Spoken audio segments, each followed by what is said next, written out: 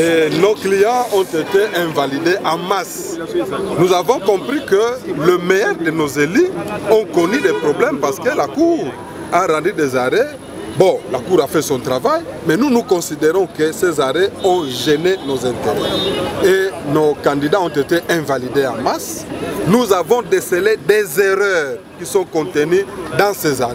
Voilà pourquoi, comme la loi nous donne la possibilité de faire corriger les décisions judiciaires, lorsque ces décisions sont entachées des erreurs matérielles, nous sommes venus pour déposer ces requêtes.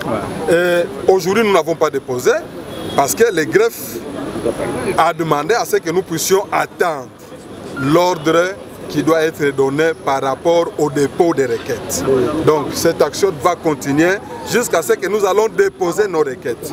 Parce que ce sont nos droits que nous sommes en train de réclamer. Bon, acharnement, je ne sais pas le dire, mais nous voyons seulement qu'il y a eu des arrêts qui gênent les intérêts de nos clients. Et comme les intérêts sont gênés, il y a des erreurs matérielles flagrantes. Comment pouvez-vous comprendre que le meilleur de nos élus sont invalidés en faveur de ceux qui ont eu moins de points? Voilà. Ça ne peut pas se faire. Tout à fait. Parce que le recomptage n'a pas eu lieu. Nous avons les informations et la Cour n'a pas recompté les voix pour commencer à invalider nos candidats. Voilà pourquoi ces erreurs matérielles doivent être portées devant la même Cour, parce que la loi les prévoit, et nous voulons que ça soit corrigé immédiatement. Pour le cas, il n'y a pas que Serge Bahati, il y a aussi M. Kapia, qui n'a pas comparé, qui n'a eu aucune requête, mais qui a été invalidé. Voilà. Et voilà pourquoi nous disons que tout ça, ce sont des erreurs matérielles. Et comme cela a été fait en 2012, il n'y a pas deux poids, en 2018 plutôt, il n'y a pas deux poids, deux mesures. Ce sont des jurisprudences, il faut qu'on les applique aussi pour ce qui nous concerne. C'est quoi la suite du procès? C'est quoi la suite? La suite, c'est que nous attendons que nos requêtes soient reçues. Comme on nous a promis que demain, ils vont commencer à recevoir. Nous reviendrons demain, nous allons les déposer et les audiences seront fixées et nous allons plaider quant à ça.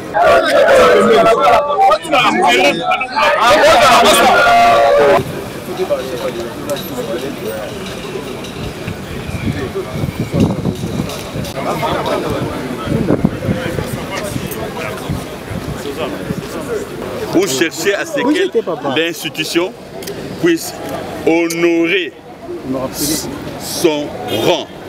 Parce que c'est une institution publique de grande importance, des grands juges. Ils peuvent commettre des erreurs, ils en ont commises. Et nous voulons absolument qu'ils puissent se réhabiliter.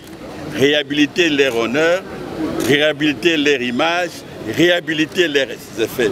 Parce qu'il y a des choses qu'on ne peut pas tolérer, même pas accepter. Ça serait au détriment de leur image.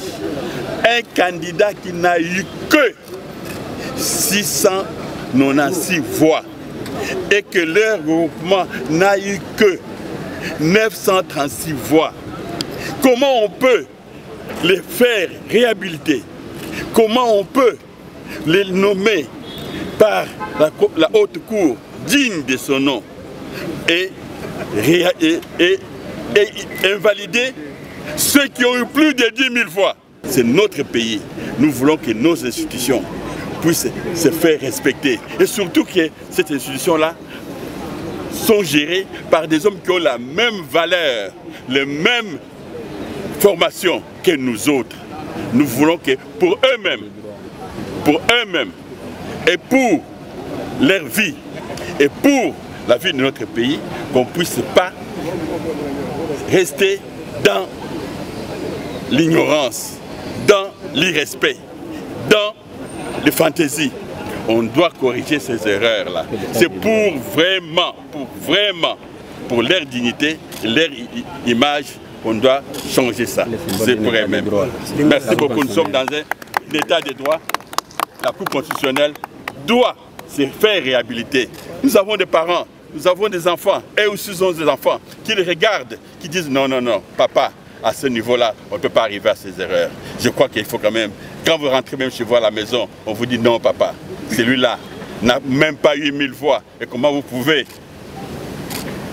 invalider une liste de plus de 10 000 voix à faveur de quelqu'un qui n'a même pas eu 1000 voix? Mais c'est quoi ça? C'est inacceptable. C'est pour eux-mêmes aussi qu'on parle. Vous êtes à la tête d'une grande mobilisation ici de l'AFDC. Qu'est-ce que l'opinion peut retenir de votre présence aujourd'hui à la Convention?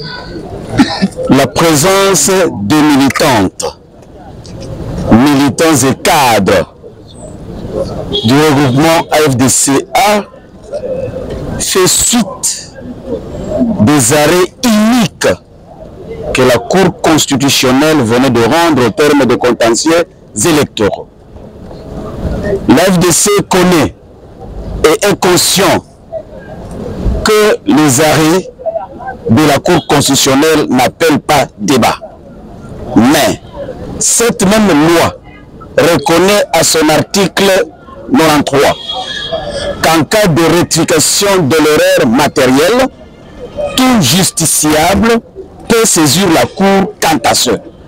C'est pour cette raison, ayant suivi comme tout le monde les arrêts de la Cour qui ne sont pas conformes ni en droit, même la volonté du peuple, parce que les arrêts de la Cour sont rendus au nom du peuple congolais.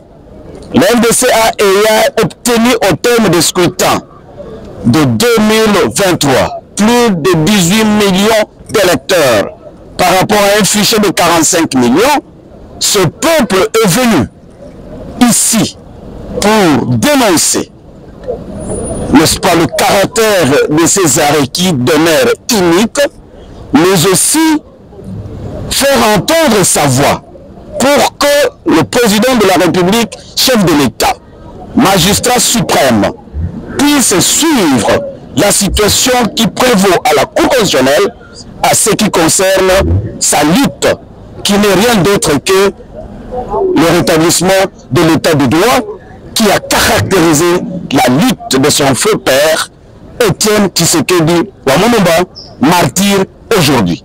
Voilà pourquoi tous ces militants ne cherchent que comme résultat la rectification d'un erreur matérielle des arrêts qui sont rendus, car sur les 7 à 9 députés invalidés, plus de 5 n'étaient pas attaqués en justice.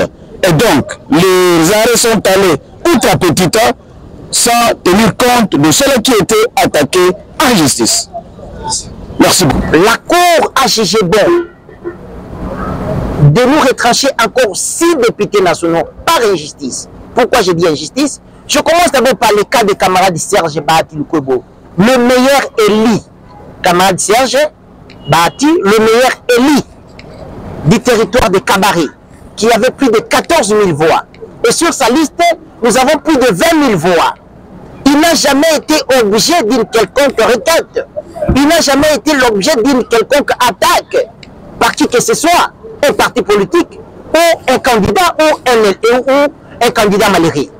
Mais nous étions surpris qu'il est parmi les gens qui ont fait, qui ont fraudé, ou qui ont posé des actes hors la loi. Alors qu'il n'y a aucune requête introduite contre les camarades le meilleur élu. Et chose grave, une liste d'un parti politique de regroupement qui a seulement 6 000 voix obtient la place de quelqu'un qui a 20 000 voix. Et c'est ce qu'on appelle injustice. Voilà pourquoi nous sommes venus ici, à la Cour constitutionnelle. Vous êtes sans ignorer qu'en 2018, il y avait une situation de l'erreur matérielle qui a été commise par la Cour. Et la jurisprudence nous demande de pouvoir introduire une requête en vue de la réparation de l'erreur matérielle. L'objet de notre présence ici à la Cour constitutionnelle. Voilà, nous sollicitons au magistrat suprême de la République démocratique du Congo.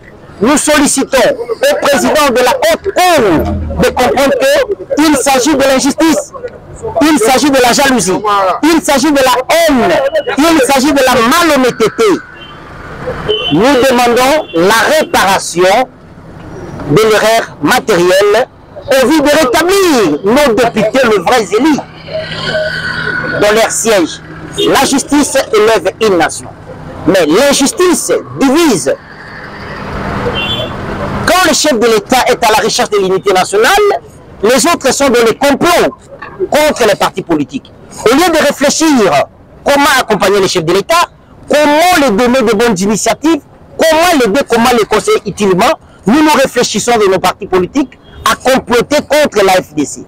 Et c'est ça ce que nous appelons la haine, la jalousie et la malhonnêteté. Monsieur le Président de la Cour constitutionnelle, c'est la haute cour. En 2018, il y a eu une situation que votre haute cour avait rencontrée. Il y a eu des députés qui étaient proclamés après la réparation de l'erreur matérielle. Et la jurisprudence, c'est une source de droit.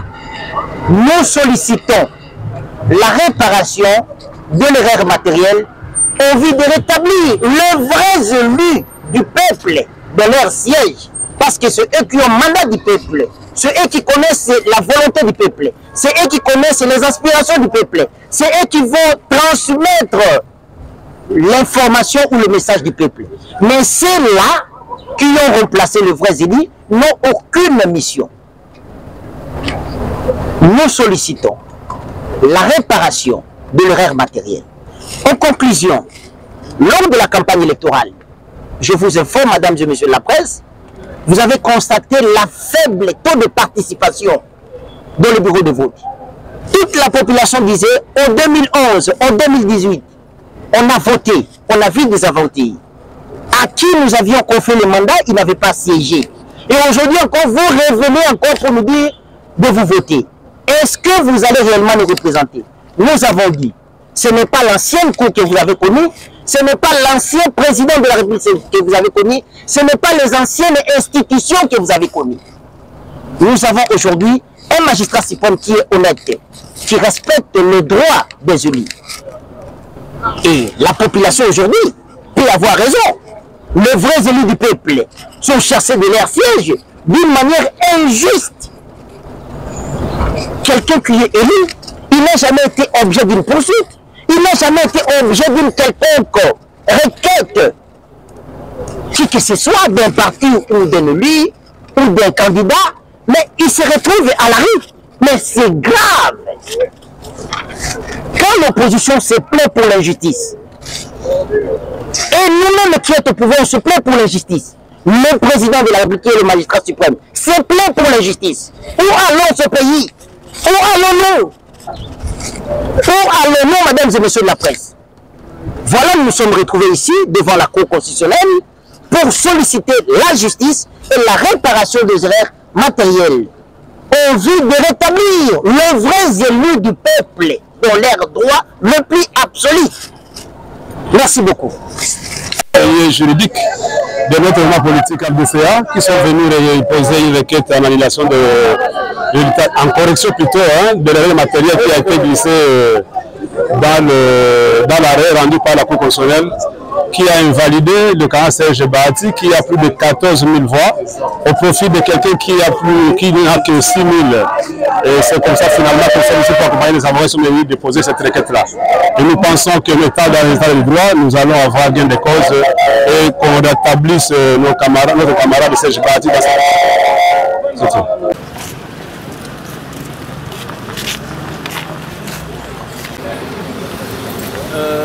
Papa, est-ce qu'il y a...